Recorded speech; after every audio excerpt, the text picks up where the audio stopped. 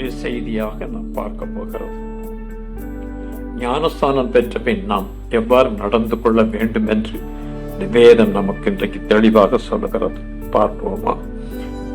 1 பேதுரு 2 அதிகாரம் 2-3 வசனங்களை வாசிப்போமானால், சகல துர்க்குணத்தையும் சகலவித கபடத்தையும் வஞ்சகங்களையும் பொறாமைகளையும் சகலவித புறங்கூறுதலையும் ஒழித்துவிட்டு நீங்கள் வளரும்படி புதிதாய் பிறந்த குழந்தைகளைப் போல திருவசனமாகிய களங்கமில்லா ஞானப்பாறை மேல் வாஞ்சையாயிருங்கள். இது மாத்திரமல்ல, இன்னும் பார்க்கலாம். அடுத்து நாம் பார்க்கிறோம், இயேசுவுக்காய் ரத்தம் சிந்தவும் தயங்கக்கூடாது. இது வெளிப்படுத்தல் 20 அதிகாரம் 4 வசனமும் 12 அதிகாரம் 11 வசனத்தையும் நாம் வாசிக்கிறோம்.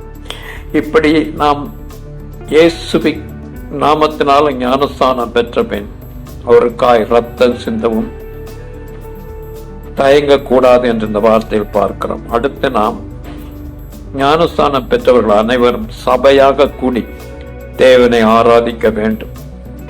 அடுத்து ஞானஸ்தானம் பெற்ற நாம் அனைவரும் கனி கொடுக்கும் வாழ்க்கை உள்ளவர்களாய் இருக்க வேண்டும். அடுத்து நாம் பார்க்கிறோம், இயேசுவின் வல்லமையை வெளிப்படுத்துவர்களாக இருக்க வேண்டும் என்று வேதம் சொல்லுகிறது. அடுத்து நாம் பார்க்கிறோம், ஞானஸ்தானம் பெற்று நாம் அனைவரும் சாத்தானின் அதிகாரத்தை முறியடிக்கிறவர்களாய் இருக்க வேண்டும். அடுத்து நாம் பார்க்கிறோம், இயேசுவை புறஜாதியாருக்கு அறிவிக்க வேண்டிய விசுவாசிகளாய் நாம் மாற வேண்டும் என்று வேதம் நமக்கு சொல்லுகிறது.